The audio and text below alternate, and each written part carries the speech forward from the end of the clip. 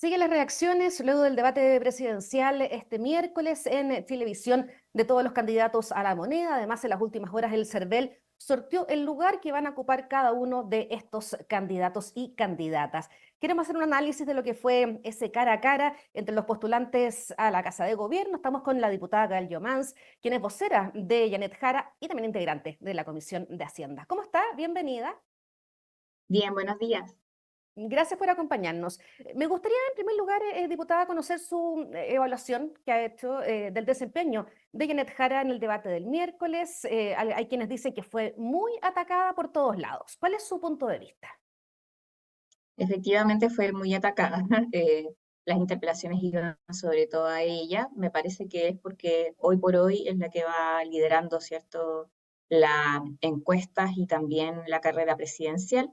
En ese sentido hay un principal enfoque de las candidaturas de tratar de alguna manera atacarla, de hacerle contrapunto, de tratar de diferenciarse con ella.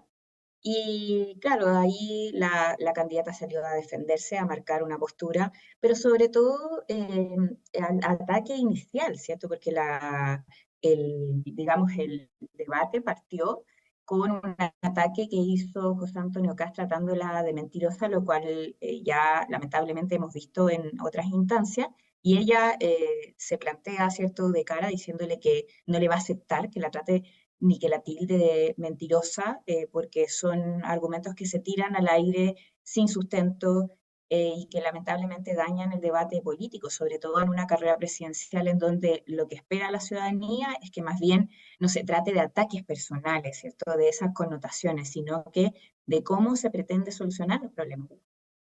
No sé si tuvo la oportunidad de leer la encuesta Panel Ciudadano UDD, que publicó un estudio posterior al debate, donde Janet Jara se llevó el primer lugar ante la pregunta ¿quién sorprendió para mal? ¿Le preocupa a usted y al comando ese resultado?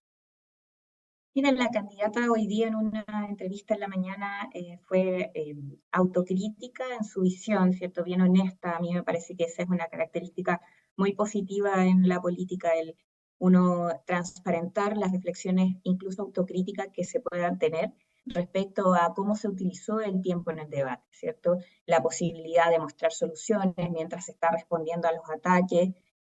Fue al menos un dilema que ella tuvo que sortear dentro del debate presidencial y en ese sentido dejar, ¿cierto?, como aprendizaje que en las posteriores instancias centrarse más bien en las soluciones, en las propuestas que tiene nuestra candidatura, que O sea, hay además que hacer ella, mejoras. Cuando se frente a un debate, ¿ustedes consideran que tiene que hacer mejoras, Janet Jara? más bien ella misma fue autocrítica, yo me quedo con esa honestidad y además porque creo que es un valor en política, ser honesto frente a este tipo de situaciones.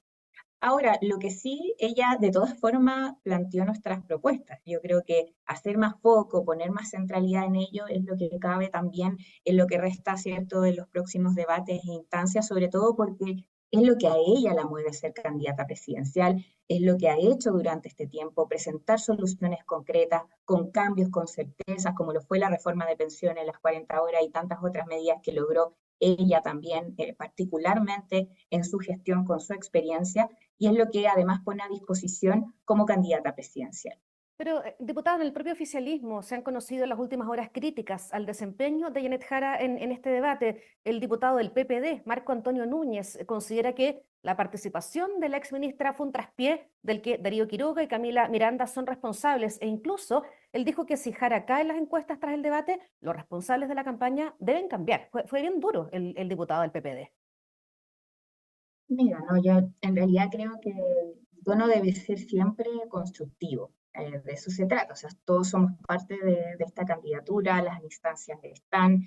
De hecho, existe un diálogo permanente con los presidentes de partido, también con las distintas actorías. Queremos además que asuman un rol bien importante, sobre todo en este sentido, quienes tienen liderazgo de peso y que pueden hacer que la candidatura siga creciendo.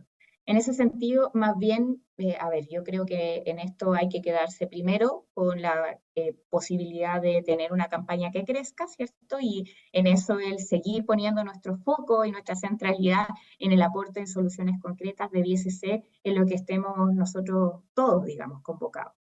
él también apuntó a Laura Albornoz, dijo que era un lastre dentro del comando. Y claro, se ha debatido en los últimos días esta suerte de conflicto de interés por ser vocera y estar presente en dos directorios de empresas públicas. ¿Cree usted que no sería mejor que para evitar más ruido, que Laura Albornoz salga del equipo?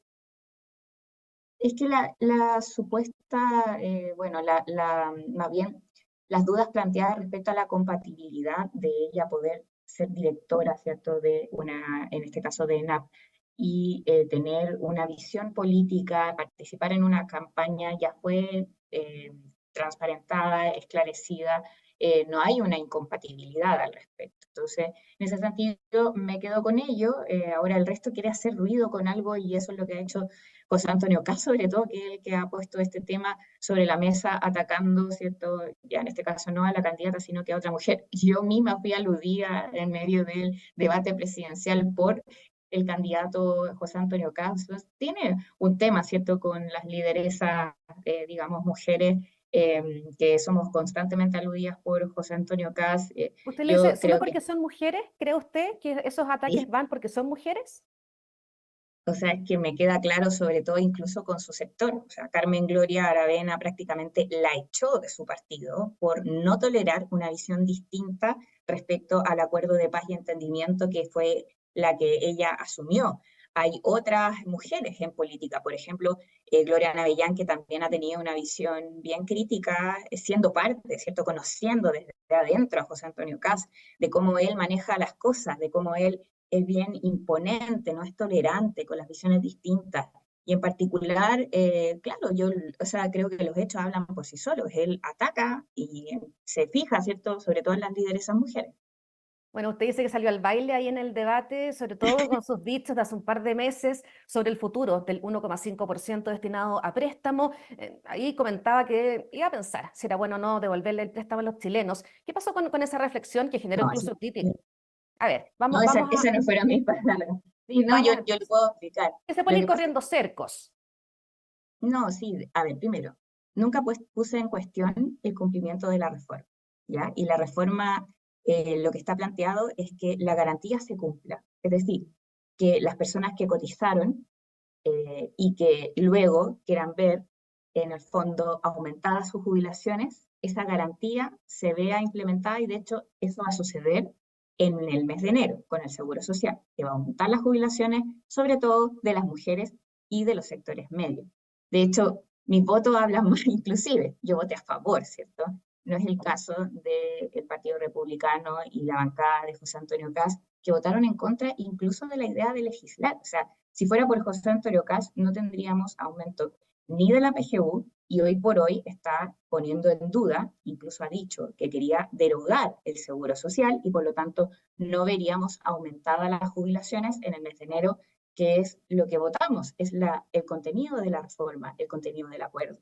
Yo, más bien, cuando emití ese pronunciamiento, y lo dije con esas palabras, que una vez pagadas esos aumentos de jubilaciones, lo que podía suceder a posterioridad, ¿cierto? Unos 20, incluso 40 años, hablé en esas temporalidades, es que se quiera aumentar inclusive más el seguro social. Y eso puede ser parte de los debates que vengan a posteriori. Pero hoy por hoy, lo que tiene que suceder es garantizar y exigir que la reforma de pensiones se cumpla y que los aumentos de jubilaciones que esperan las personas, porque acá tenemos jubilados que están, uno, pasando hambre, y dos, también cayendo en depresión. Y esos son parte de los informes que vimos al estudiar la reforma de pensiones. Y a ellos tenemos que responderle aumentando sus jubilaciones, que es lo que esperamos que se cumplan en el mes de enero. Pero que si fuera por José Antonio Caz no tendríamos aumentos, lamentablemente, porque lo está poniendo en incertidumbre. También hubo ahí un cara a cara entre Johannes Kaiser y la candidata Jara. Le preguntó él por el tema del sueldo mínimo y Jara le dijo, está todo en la página web. Dice Johannes Kaiser que revisó el programa y que no aparece en ninguna parte el costo del subsidio al ingreso mínimo vital. ¿Cuál es ese costo finalmente y cómo aclarar ese punto? Bueno, lo que está planteado dentro de los lineamientos programáticos, porque recordemos que lo que se ingresa y al menos al CERVEL son lineamientos que es una ruta programática también de construcción, de debate, de diálogo que se va construyendo, se va incorporando visiones y eso también está planteado en esos términos en ese mismo documento. Y lo que ahí se ve reflejado respecto al aumento del ingreso vital a 750.000 pesos es que va a ser dialogado en tres partes, ¿cierto? Con tres partes sobre la mesa. El Estado, los trabajadores y también los empleadores, con tres, digamos, ítems. Uno tiene que ver con el aumento, ¿cierto?, del ingreso que tengan los trabajadores, llegar a la meta de 750.000 pesos, y dos, ¿cierto?, con apoyo, subsidio a las pymes y además digamos, un subsidio directo a los trabajadores formales para cosa de poder fomentar también el empleo formal. ¿Y el Esos costo de ese son los subsidio, elementos. diputada? Es que, bueno, como decía, primero se plantea en primer lugar que sea un aumento gradual y que sea discutido en ese espacio eh, tripartito el mecanismo, los plazos, ¿cierto? Y las definiciones Entonces más ya, concretas. para aclarar, no está ese número, esa cifra. ¿Cuál es el No, costo de no, ese no. subsidio? Es No que estoy Janet Jara me diciendo dijo que estaba que en la página web y no está, entonces para poder comprender. lo que está en los lineamientos programáticos es lo que estoy planteando, que son la mezcla de esos elementos y además el costo total del programa. Eso está en el documento. Claro, es que ahí se dice, bueno, se pueden lanzar ideas, pero si no se sabe cuál va a ser el costo, tal vez es bien difícil poder respaldar esa iniciativa. No, yo creo, bueno, primero porque lo que han dicho ellos no es que sea por el costo, sino que más bien porque están en contra de aumentar el salario de los trabajadores porque consideran que puede tener perjuicios en el empleo. Y ¿Usted eso ha no sido considera también eso? parte de las posiciones que han sostenido desde la derecha. No, ¿Usted yo, no? yo estoy en desacuerdo que esa sea la consecuencia directa. Hoy por hoy tenemos problemas de empleo y eso creo que es evidente. Para eso hay que proponer soluciones. Y las soluciones van más bien en cómo podemos congeniar, ¿cierto?, el hacernos cargo de un estancamiento de 10 años en la productividad en Chile. Y para eso necesitamos, ¿cierto?, tener propuestas que vayan a generar mayor crecimiento y productividad en el país, diversificando también la producción que tenemos y también nuevos mercados. Esos contenidos están en nuestro programa y son parte también de los lineamientos que ya se han planteado y que pretendemos además seguir profundizando. Bueno, y ahí de la mano a eso le aprovecho de preguntar por esta alerta que levantó el Banco Central por el efecto negativo de las leyes laborales impulsadas por el gobierno, alza al salario mínimo y también de las 40 horas. El debate ha sido bien intenso respecto a este informe del Instituto Emisor. Me gustaría conocer su opinión. Sí, bueno, sobre el IPOM, a ver, yo en primer lugar hay elementos que creo que son importantes tener en consideración y que los plantean desde el Banco Central. Y dentro de la disminución del empleo está la incorporación de nuevas tecnologías, ¿cierto? De cómo el empleo va cambiando, ¿cierto? Y en ese sentido, cómo desde el Estado nos hacemos cargo de entregar nuevas herramientas, capacitación, ¿cierto? En qué tipo de instancia. La propuesta de Janet Jara está en la creación de una Agencia Nacional de Empleo, eso como parte de las medidas, además de medidas de diversificación productiva en la colaboración público-privada.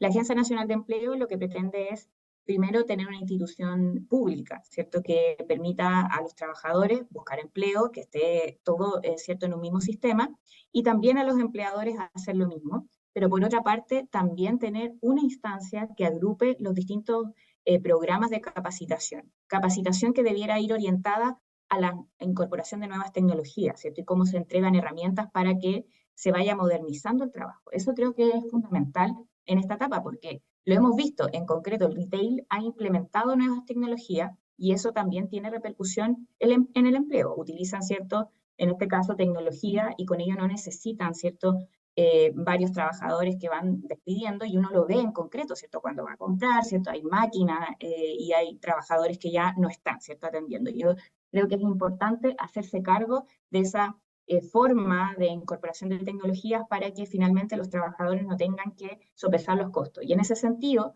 me parece que la necesidad y el objetivo de hacernos cargo del desempleo no puede ser a costa de disminuir condiciones laborales y precarizar el trabajo. ¿cierto? Sino que al contrario, tenemos que ver mecanismos para que los trabajadores puedan vivir bien, ¿cierto?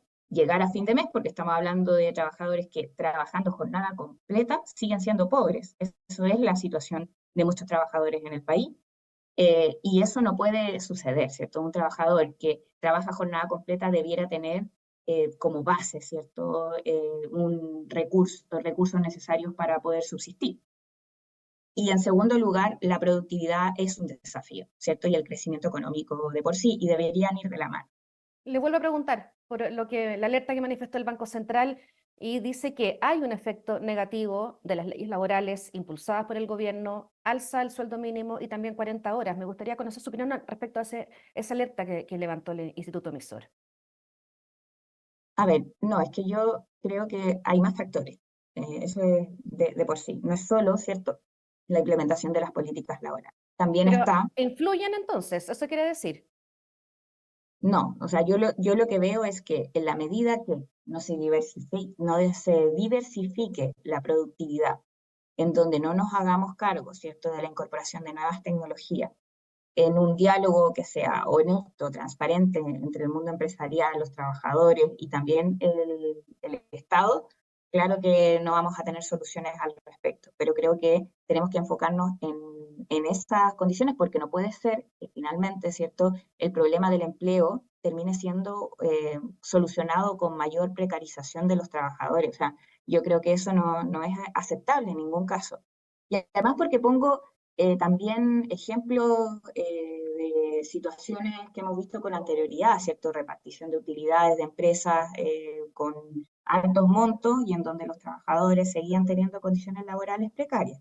Y eso tampoco es bien aceptable. Y lo digo porque hay otros países que resuelven, ¿cierto? Por ejemplo, sus salarios con otros mecanismos, con negociaciones colectivas, ¿cierto? Por ejemplo, en Alemania, en donde logran por sector productivo negociar condiciones laborales positivas y tienen altas tasas de productividad. Entonces, se pueden encontrar soluciones distintas siempre que nos pongamos de acuerdo y siempre que el camino sea mejorar para todos, ¿cierto? Y que no solamente sea el crecimiento para unos pocos. Rosana Costa, la presidenta del Banco Central, ha dicho que sí hay una causalidad entre las alzas salariales y la menor creación de puestos de trabajo. Un informe, diputada, que se hizo una metodología, se han verificado antecedentes, se presentaron mediciones cuantitativas, cualitativas. Entonces, ¿usted niega eso? Quiero entender bien su postura respecto a este informe del Banco Central. Mire que, a ver, primero, para poder hablar, ¿cierto?, del empleo, creo que hay que tener en consideración distintos factores, porque en el caso, ¿cierto?, de la presidenta del Banco Central también señaló que vamos transitando de la informalidad a la formalidad, ¿cierto? Y eso también tiene un impacto respecto a la consideración de las tasas de empleo, ¿cierto? Y eso creo que es relevante también poner sobre la mesa, no quedarnos solo con una parte de lo que se ha dicho, sino que también con el plano completo. Dijo el presidente Boric que tenía una discrepancia con el informe del Banco Central. ¿Usted también? No, yo me quedaría con que, a ver, en primer lugar, la preocupación por el empleo es una preocupación que tenemos todos. La discrepancia que manifiesta el presidente tiene que ver con que en cómo afecta, ¿cierto?, las políticas laborales al empleo, porque hay más factores. Y yo creo que es importante también tener en consideración esos otros factores, porque podrían ser claves, ¿cierto?, para encontrar soluciones a lo que debiera enfocarnos todos, más allá de que estemos o no de acuerdo, porque la discusión no se trata de estar de acuerdo o no con el informe, sino cómo resolvemos el problema de generar mayor empleabilidad en Chile. Y en ese sentido, las soluciones están en poder avanzar en mayor productividad, en generar mayor crecimiento económico para el país. Y en ese sentido, es lo que estaba planteando con anterioridad, ¿cierto? ¿Cuáles son las soluciones, las claves para poder encaminar ese debate? Perfecto, diputada. Le queremos dar las gracias por conversar con nosotros. Muchas gracias a ustedes, que estén bien. Buenos días. Buen Y día. ustedes invitados a quedarse con nosotros aquí en emol.com.